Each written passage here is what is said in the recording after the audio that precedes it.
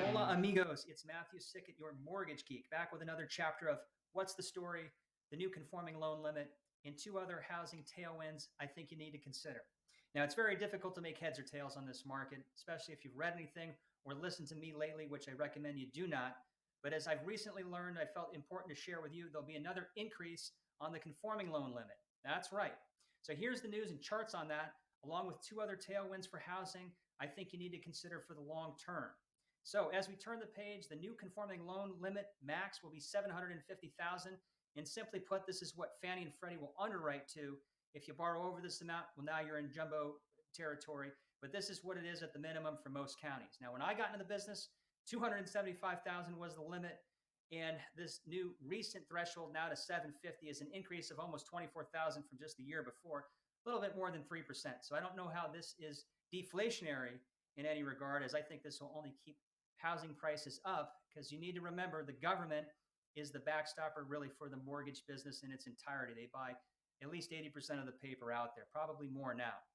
Now, it's interesting to note on this chart, that 10-year period where it stayed stable at 416,000, but did anywhere at any point in time did it ever go down?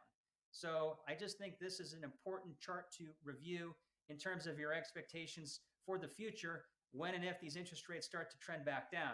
This probably equals, higher prices, higher loan amounts, and further perpetuates a higher conforming loan limitation. So that as well, if we look at another graph on the CPI as a gauge of inflation and your input costs, one of the major components of housing, lumber, that's still trading at about $500 per square foot.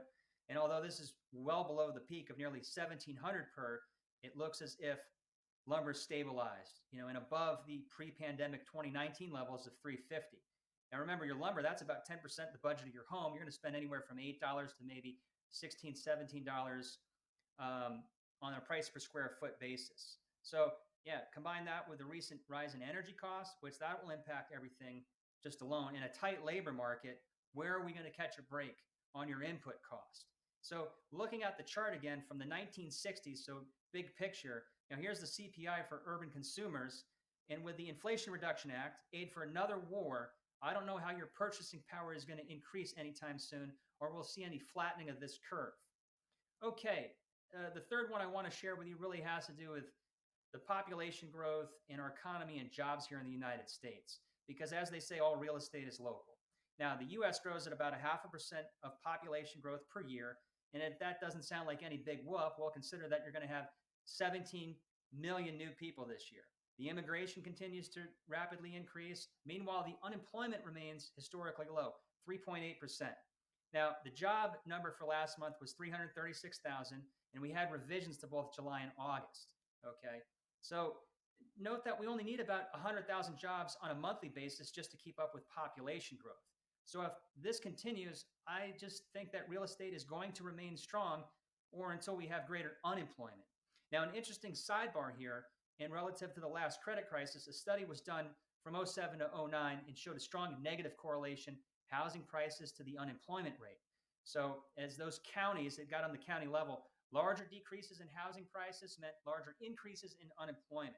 And you really have to baseline it with maybe the national average. So if the UE was higher for that county than the national average, well, that only magnified during the recession, okay? Likewise, if you had lower unemployment relative to the national, yes, it still increased, but it only did it by a few upticks. So this is good. Remember, real estate is local. Good for Maryland, the lowest jobless rate.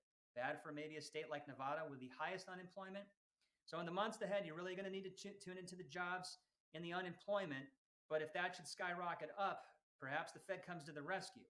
In the meantime, it's still good in the USA with the number one economy, 25% of the world GDP, and all these 17 million people need to live somewhere. That's all the mortgage magic I have for now. Who knows where we go from here? But if you disagree, good. I got another video for you as far as the real estate headwinds. Take a look at that and let me know if you have any questions. Have a wonderful day.